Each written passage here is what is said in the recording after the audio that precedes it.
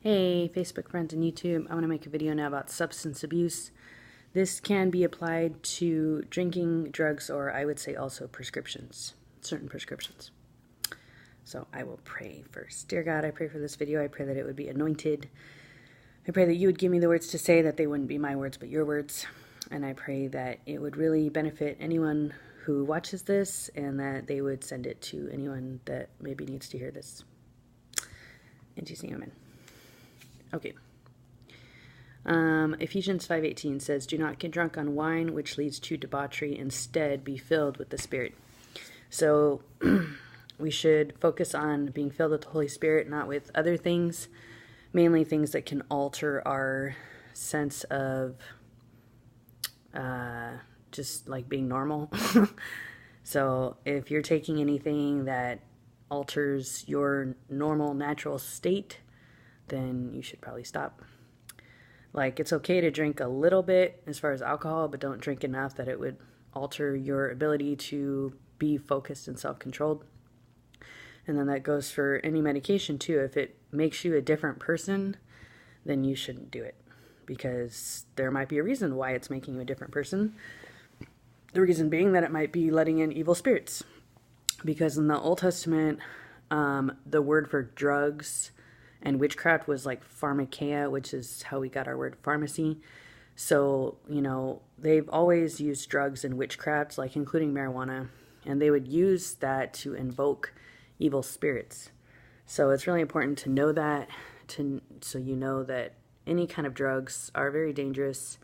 And I think that they're all the same. Just because a doctor prescribes them doesn't mean that they're safe or okay or holy or, whatever.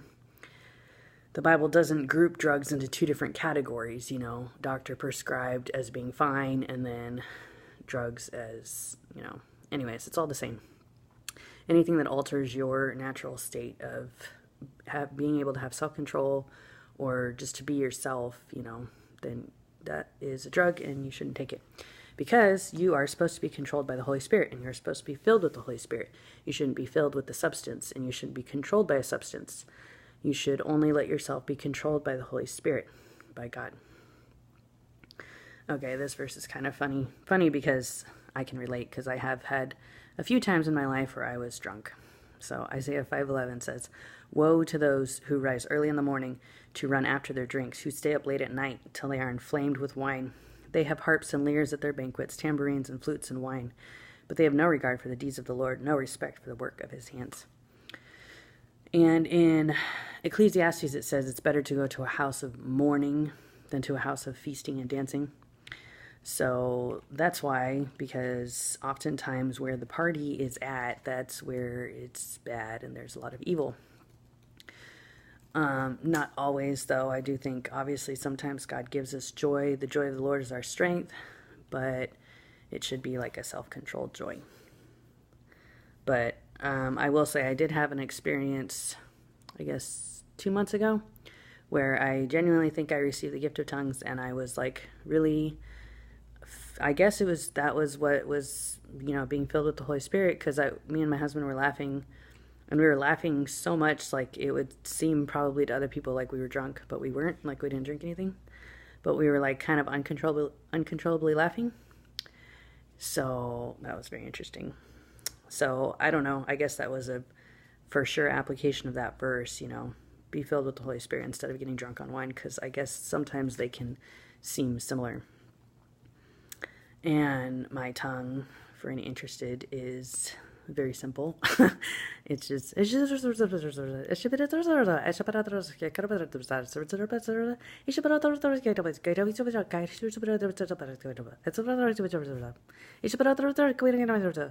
I think it's really fast because I have a lot to say. So some people, I think you can hear more syllables, but for some people it's more of a gibberish, and I think it just depends on your personality of what your tongue sounds like or what tongue God gives you. So anyways, okay, moving on. And I will say, every time I do that, it does make me a little bit happier. So that's what Paul says about, whoever prays in a tongue edifies himself. It does. So if you are like hooked on drugs or alcohol, try that, and it's really the same kind of an idea. Like, you have to let yourself look stupid and not care what people think about you. which is the same thing that happens with drinking. So that's why it is kind of similar, being filled with the Holy Spirit. So, yeah. So, and if you're into like an experience or a high or something, I think that's one reason why God has that as part of Christianity for, people that want that experience that maybe they were used to with drinking or drugs or medications. And so God provides that gift. But I think it's just a gift of the Holy Spirit. I don't think that everybody has to do that. So, anyways, my primary gift is teaching. So that's mainly what I do. Okay, this verse, of course, is important. Don't you know that you yourselves are God's temple and that God's Spirit lives in you? If anyone destroys God's temple, God will destroy him. Yeah. So that is really the most key verse about suicide. Like if you commit suicide, then that's not good because you're destroying God's temple, and it says God will destroy him, meaning that if you do kill yourself, then possibly the result is hell. But also that relates to anything that we put in our body, food, alcohol. I mean, that also applies to overeating and junk food. Chocolate, I think, is a fine line because dark chocolate is apparently good for blood pressure. So, but overall, we should be very careful what we put in our body because our body is God's temple. Okay. Let's see. Wine is a mocker and beer a brawler. Whoever is led astray by them is not wise. And I would say that goes in conjunction with medications. There are definitely some medications that make people a brawler and a mocker, and they can lead people astray. So you got to be really careful. I knew a guy, I was engaged to him 7 years ago, and he was on methadone to get off of Klonopin, which I think was an anti-anxiety pill. But he would tell me that it was just as potent as a street drug like heroin or something. I mean, he didn't look like he was under the influence, but only he would know, I guess, what it felt like. I wouldn't know since I wasn't ever on it. So, anyways, so I hope that helped you all. May God bless you.